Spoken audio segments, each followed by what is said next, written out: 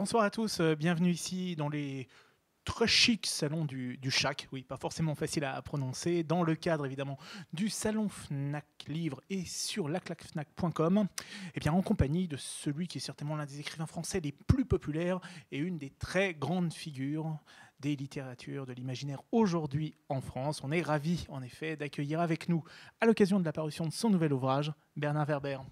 Bonsoir. Bonsoir Bernard.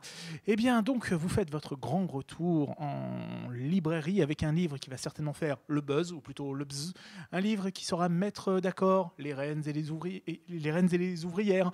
Vous ferez certainement un miel de ce livre, j'en passe et des meilleurs. On peut en faire beaucoup. En tout cas, sachez que c'est un ouvrage qui ne vous fichera pas le bourdon. Bref, j'arrête. En tout cas, voilà, c'est le nouveau Werber. La prophétie des abeilles, toujours aux éditions Albin Michel. Bernard, justement, ça fait depuis combien de temps que vous écrivez déjà? Ce serait pas un anniversaire symbolique en cette rentrée littéraire? C'est le 30e roman et ça fait la 30e année parce que j'essaie de me tenir cette petite règle simple, un livre tous les ans autour du 1er octobre. Voilà, le plus proche possible du 1er octobre. Alors, Bernard, on vous avait découvert donc il y a 30 ans déjà avec ce qui a été un immense best-seller, à savoir les fourmis, le premier tome des fourmis. Pour qu'on ait un ordre d'idée, est-ce que vous pourriez nous dire en chiffres ce que ça peut représenter à l'international en termes de vente et en termes de traduction? Ça fait 30 ans, ça fait 30 livres, ça fait 30 millions d'exemplaires. 30 millions d'exemplaires quand même. Voilà. Et donc combien de traductions précisément? On est le 30 aujourd'hui. On est au 30. J'étais en train de me dire. Traduction, 30. 30 exactement? Ouais, comme ça c'est facile, tout est bien calé sur le chiffre 30. Décidément, c'est peut-être une affaire de complot ou je ne sais quoi. Bref. En tout cas, voilà, vous semblez vous spécialiser dans le fantastique animalier, les fourmis. On avait eu votre trilogie des chats récemment, et donc cette prophétie des abeilles. Alors, je ne vais pas y aller par quatre chemins, Bernard Werber. Pourquoi les abeilles? Qu'est-ce qu'elles ont de particulier, ces créatures? Pourquoi elles vous fascinent? D'abord parce que c'est l'un des rares insectes dont on mange la production. C'est-à-dire, si vous voulez savoir ce qu'est une abeille, vous pouvez manger du miel. Et c'est un aliment qui m'a toujours fasciné, parce que je pense que le premier homme préhistorique, il a connu son premier dessert en goûtant le miel. C'est donc la première douceur. Dans un monde dans lequel il vit dans la peur des prédateurs et la peur de ne pas manger, quand il tombe sur une abeille, tout d'un coup, il découvre de la douceur, quelque chose qui a dû l'apaiser et le faire sourire. Donc j'ai essayé de comprendre comment cet insecte, depuis la naissance de l'humanité, nous fait du bien. Et après, il y avait une réflexion sur est-ce que les insectes n'auraient pas, est-ce que les abeilles n'auraient pas une sorte de message de sagesse et d'intelligence à nous proposer, un message qui pourrait nous aider actuellement à nous sortir de tous les dangers qui arrivent. Alors, qu'on ne se méprenne pas. En tout cas, il ne s'agit pas d'une sorte de document sur la vie des insectes. Non. C'est véritablement une sorte de thriller ésotérique. Je mets ça avec d'énormes guillemets que vous nous thriller ésotérique, j'assume, oui. Bon, voilà. C'est un livre d'aventure et de suspense, et avec un secret, avec des références historiques qui se rapportent à des choses de sagesse cachées, notamment les premiers pharaons, Moïse, le temple de Salomon, les Templiers, surtout les Templiers, et puis toutes les sociétés secrètes qui en sont sorties, mais qui, selon moi, ont un lien. C'est cette notion de loge, de ruche, d'organisation autour des abeilles. Et je cite aussi Aristote, qui a mis tout son enseignement sur l'observation des abeilles et qui a éduqué Alexandre le Grand avec cette idée: regarde comment fonctionne la société abeille, et ça te permettra de comprendre comment doit fonctionner la société des hommes. Et Alexandre le Grand a quand même réussi pas mal de choses à son époque. En effet. Lorsqu'on commence la lecture de cette prophétie des abeilles, on peut songer à peut-être un de vos romans assez récents, le livre commence un petit peu de la même manière que La boîte de Pandore, me semble-t-il, pour ceux qui ont lu cet ouvrage. C'est le même héros, René Toledano, qui est un prof d'histoire, qui utilise l'hypnose régressive pour aller voir ses vies antérieures et donc pour découvrir ce qui s'est réellement passé, ou en tout cas avoir l'impression de découvrir ce qui s'est réellement passé. Alors justement, qu'est-ce qui vous intéresse dans l'hypnose régressive, que vous pratiquez, je crois, à l'occasion? Le grand avantage, quand on est romancier, je n'ai pas besoin de le prouver que ça existe. Donc c'est une expérience que je fais, que je propose en spectacle aux gens de faire aussi. Après, ça marche ou ça ne marche pas selon sa capacité à se décontracter et sa capacité à expérimenter quelque chose de nouveau. En général, quand je fais le spectacle, ça marche sur 80% des gens. Donc il y a 20% des gens qui n'y arrivent pas. C'est pas total. Mais ce qui m'intéresse, c'est que c'est comme un rêve éveillé, si ce n'est qu'on a plein de détails. Et après, je vais vérifier, après avoir fait le tri d'une découverte d'une de mes vies antérieures, je vais vérifier si ce que j'ai découvert a l'air de correspondre à ce qui s'est réellement passé. Donc je fais de la doc après l'expérience. Mais j'aime bien cette idée qu'on a une sorte de machine à remonter le temps, toute simple, qui consiste à fermer les yeux, visualiser un couloir avec les portes de ses vies antérieures, les ouvrir, et puis regarder ce qui se passe. Alors, parfois, ça ne se passe pas très bien, comme au tout début du roman. Alors, je crois qu'il ne faut pas le faire n'importe comment, même l'hypnose, il ne faut pas le faire n'importe comment. Il faut le faire avec déjà la volonté d'aller voir une vie sympathique et d'aller au meilleur moment de cette vie sympathique. Et moi, je ne suis pas partisan, par exemple, de l'hypnose régressive utilisée pour aller voir les traumatismes des vies antérieures. Je crois qu'on a suffisamment de traumatismes dans notre enfance pour ne pas aller chercher les complications des vies antérieures, sinon ça n'en finit pas.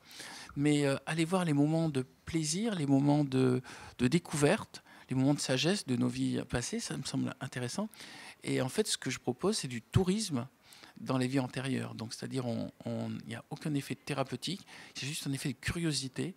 On regarde comment ça se passait à une époque, et puis on revient avec cette connaissance ou pas. Alors, donc, au tout début du roman, une expérience va mal tourner, ce qui va forcer votre personnage de René. Ce pauvre René, il va devoir trouver un nouveau job, en quelque sorte, et on apprend ainsi qu'à la Sorbonne, il y a des méthodes de recrutement qui sont un peu particulières. Comment vous avez imaginé ce recrutement d'un genre un peu particulier? Alors d'abord, ce qui va mal tourner, c'est pas une régression d'une vie antérieure, c'est une projection dans une vie future. Voilà. Et vu que notre futur a l'air compliqué, l'un des personnages va se retrouver à découvrir. Et futur récent d'ailleurs. Ouais, un futur récent, mais tel qu'on voit aux actualités ce qui se passe, j'ai l'impression que l'histoire accélère. Et c'est aussi ça que je voulais transmettre, c'est vu que ça accélère, des choses qui mettaient beaucoup de temps à se passer pour nos ancêtres, là vont très vite. Et d'ailleurs, moi, dans ma vie, j'ai vu tellement de mutations, j'ai vu tellement de changements, je suis fasciné par l'histoire du monde. Et cette passion pour l'histoire aussi que j'essaie de transmettre à travers la prophétie des abeilles, c'est essayer de découvrir comment vivaient nos ancêtres. D'ailleurs, déjà, vous allez commencer à apprécier notre vie actuelle, et puis vous allez peut-être déduire où on va. La connaissance du passé, on peut déduire le futur. Mais de ce que j'ai découvert, notamment dans les vies antérieures, c'est que nos ancêtres vivaient d'une manière extrêmement inconfortable. Déjà, ils n'avaient pas d'eau douce dans les appartements. Il fallait chercher l'eau au puits, ce qui était fatigant. Donc, ils ne se lavaient pas beaucoup. Ils avaient de l'eau qui n'était pas forcément très saine. C'était assez rare de trouver de l'eau de bonne qualité. Alors, ils n'avaient pas d'évian de Vitel. Ils se couchaient tôt, puisque les rues étaient dangereuses. Ce n'était pas éclairé avec des réverbères. Il n'y avait pas de lumière. Il n'y avait pas de théâtre, il n'y avait pas de cinéma. Et en fait, la plupart de nos ancêtres, je crois, se sont beaucoup ennuyés. La vie des femmes, notamment, était extrêmement répétitive. Et plus je découvre les vies antérieures, plus je m'aperçois que nous vivons une vie très riche dans laquelle on a surtout accès à toutes les connaissances.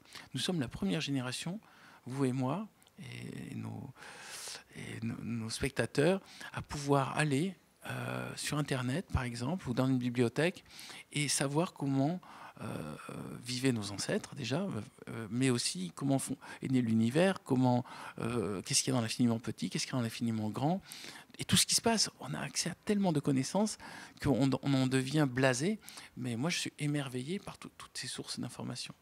Je ne me rappelle plus quelle était ta question. Non, je parlais juste des méthodes de recrutement à la Sorbonne. Les méthodes de recrutement à la Sorbonne. Une scène assez haute en couleur. Alors, mon grand souci, c'est que ça ressemble, quand j'écris un livre, c'est que ça ressemble à un film et qu'on ne s'ennuie pas. Donc pour moi, ne pas s'ennuyer, ça veut dire qu'il faut tout le temps que je trouve des scènes originales. Et en effet, il y a cette scène que vous évoquiez à la Sorbonne. Livre, donc on ne révèle pas trop de choses. Voilà, mais chaque fois qu'il y a une scène normale, j'essaie de la transformer en scène extraordinaire. Donc, j'ai souvent des premiers jets, des versions avec des scènes beaucoup plus banales. Et puis là, je me dis comment faire que ça soit plus spectaculaire, que ça soit difficile à tourner si on voulait en faire un film. Et c'est donc, vous faites allusion à ça, mais je préfère pas révéler ce qui se passe. D'accord, comme vous voulez, justement, Bernard. Donc voilà, on plonge véritablement dans la fiction avec vous. Justement, il est question d'une prophétie au cœur de votre roman, comme le titre l'indique. Justement, quelle est véritablement cette prophétie à proprement parler et où le héros la trouve-t-il? Alors, d'abord, je me suis intéressé aux prophéties parce que finalement, notre monde a été bâti sur des prophéties. L'une des plus influentes, à mon avis, a été la prophétie de Daniel avec le géant au pied d'argile, qui a annoncé quand même qu'après l'Empire babylonien, il y aurait l'Empire perse, et après l'Empire perse, il y aurait l'Empire grec, et après l'Empire grec, il y aurait l'Empire romain, et que tout cela allait s'effondrer parce que les pieds sont en argile et qu'un homme allait venir et allait lancer une pierre sur les pieds d'argile et que le géant allait s'effondrer. Et cette vision-là a occupé toute l'Antiquité. Et à l'époque de Jésus-Christ, il y avait 170 messies se revendiquant comme la personne qui allait faire s'effondrer donc tous les royaumes guerriers. Donc déjà, une personne raconte une prophétie et c'est comme si le monde s'était adapté à sa prophétie. Et moi, ma prophétie des abeilles est une prophétie qui apparaît dans le roman en 1099, lors de la prise de Jérusalem par les croisés, et donc la création du premier royaume latin. Et cette prophétie, en gros, elle prévoit tout ce qui s'est passé réellement de 1099 à nos jours, mais aussi ce qui va se passer après. Et c'est ça qui ce qui m'amuse en tant que romancier, et c'est ça qui va créer la quête de mes héros, et notamment de René Toledano, ce prof d'histoire qui pratique la régression à la vie antérieure, c'est découvrir quel est le secret qu'il y a dans la prophétie des abeilles qui annonce tout ce qui va se passer dans notre monde. Et qui est a priori l'auteur de cette prophétie? A priori, j'ai bien dit. Alors, a priori, c'est un croisé qui est l'un des fondateurs du mouvement templier. Et donc, tout le roman est basé sur ces deux idées. Les abeilles nous montrent une voie de sagesse et les templiers sont là pour relayer cette sagesse. Et cette connaissance des templiers s'est perdue avec la destruction des templiers en 1307, mais elle a pu ressurvivre et renaître ailleurs, dans des sociétés ésotériques. Et je crois que ce n'est pas juste de la fiction, il me semble que c'est la réalité. Alors l'univers des Templiers, Bernard, il a été maintes fois évoqué en littérature. Justement, comment on réussit à utiliser, oui, cet imaginaire vraiment maintes fois évoqué par d'autres créateurs dans son univers propre, dans une œuvre à proprement parler qui doit trouver sa singularité? Déjà, je suis allé voir dans le détail comment s'est créé le mouvement des Templiers. C'est 9 chevaliers qui étaient donc 9 chevaliers croisés qui étaient à Jérusalem et qui ont pressenti que le temple de Salomon était la clé de beaucoup de secrets. Et ils vont installer d'ailleurs le centre des Templiers au-dessus du temple de Salomon, ce qui est actuellement la mosquée d'Al-Aqsa, donc au-dessus du rocher sacré. Et c'est là où ils vont creuser, mais dans la réalité, c'est ce qu'ils ont fait, ils ont creusé pour essayer de trouver un temple de Salomon souterrain, caché, dans lequel il y aurait tout ce qui a échappé à la destruction du temple en surface. Et donc ça, quand j'ai découvert ça, je me suis dit, c'est quand même un récit à la Indiana Jones, un récit réel d'aventure. Et ça se passe en même temps, en parallèle, donc en 1100, et en parallèle de nos jours, puisque mon héros, René Toledano, arrive, grâce à la régression à la vie antérieure, à être en même temps dans notre présent et dans notre passé. Alors Bernard, comme vous l'avez dit, on fait face véritablement à un roman d'aventure avec de nombreux rebondissements. Est-ce que lorsque vous vous lancez dans l'écriture d'un projet tel que celui-ci, est-ce que vous travaillez avec un schéma très précis, avec des rebondissements à telle page, telle page, telle page, telle page, ou au contraire, vous vous laissez aller à votre liberté de romancier, à imaginer à n'importe quel moment certains rebondissements? Alors, il y a un premier jet dans lequel je galope comme un cheval, je raconte n'importe quoi, c'est la version A. Et cette version, en général, elle fait 400 pages, mais elle me sert juste de base pour tester plein de choses. Et à partir de là, je vais déduire tout ce qu'on peut améliorer. J'ai fait la version B. Et donc, pour le cas de la prophétie des abeilles, donc j'ai recommencé entièrement à écrire tout le roman 12 fois. Donc, il y a 12 romans avec des intrigues différentes, avec des décors différents, avec des actions différentes. Et j'ai essayé de prendre le meilleur pour la dernière version, cette version L que j'ai remis à mon éditeur. Mais vous savez, en fait, je serais prêt à continuer à faire des versions pour chercher la perfection, mais ça mettrait 10 ans. Donc, vu que j'essaie de me tenir à cette règle d'un livre par an, il y a un moment, je m'arrête en étant conscient que c'est 80% de ce que je veux faire. mais c'est bien comme ça, il faut que je passe à autre chose. Donc je suis conscient que mes livres sont imparfaits et que en fait, si j'avais investi encore plus d'énergie, on pourrait aller plus loin. Tous mes livres sont comme ça, mais en même temps, ça crée une dynamique pour justement écrire le suivant. Vous avez évoqué votre travail de documentation. Justement, lorsqu'on rédige, je pense à certaines parties en particulier, notamment historiques, jusqu'à quel point voilà, on doit utiliser cette documentation et en faire abstraction d'une certaine manière. Voilà, comment on trouve l'équilibre entre la construction de ce qui est d'une certaine manière une réalité historique et l'imaginaire de l'écrivain. Alors, moi, je trouve cet équilibre précisément en ne donnant pas des informations à des personnages qui parlent ou donnant des informations savantes, mais en essayant de me plonger dans le personnage et de retrouver ses ressentis. Et ces ressentis, ce sont des ressentis de type les 5 sens, c'est-à-dire qu'est-ce qu'il a comme odeur, comme bruit, qu'est-ce qu'il a comme vision, qu'est-ce qu'il a comme contact, qu'est-ce qu'il a comme goût. Et c'est comme ça que, même par exemple sur la prise de Jérusalem en 1099, j'avais tout le temps comme souci comment il sent son casque, comment il sent sa sueur, comment il est fatigué, comment il a peur, comment il a envie de découvrir des choses nouvelles. C'est-à-dire je suis à fond dans les émotions et le ressenti du personnage et non pas dans la description simple de l'action. Et ça, c'est très amusant. Et du coup, quand j'écris, c'est comme une transe. Je me retrouve à l'intérieur du film à vivre avec le personnage, la situation. Et c'est parce que je vis la situation que le lecteur pourra, à mon avis, aussi la vivre. Est-ce qu'il vous arrive de temps en temps, je vous taquine un peu, de vous dire « Ah ma mince, là je fais un gros contresens, vous oubliez certains passages, et il vous arrive de vous perdre un petit peu dans vos intrigues, notamment quand elles sont multiples comme ici ?» Ah, tout à fait, et c'est pour ça qu'en général, j'arrange ça à la version suivante. Mais je vois vraiment ça comme une galopade, c'est-à-dire il y a un moment, l'esprit s'amuse à foncer dans les décors, à foncer dans l'action, et il découvre les scènes. Et il y a un moment où on s'aperçoit qu'on s'est trompé de chemin. Et là, il faut faire demi-tour et trouver l'endroit où on peut faire une jonction et prendre une autre direction. Mais c'est le grand avantage de faire plusieurs versions, c'est que je peux tout le temps affiner. Je suis pas à faire une version que j'arrête pas d'arranger. Pour moi, c'est comme une barque avec des trous dans la coque. Soit on met plein de rustines, mais elle ne traversera pas l'Atlantique. Soit on revient et on en fait une neuve avec des planches neuves. Et donc c'est ça que j'appelle changer de version. Mais peut-être s'amusera un jour les gens de voir toutes les versions qu'il y a de la prophétie des abeilles, dans lesquelles il y a d'autres scènes et d'autres actions.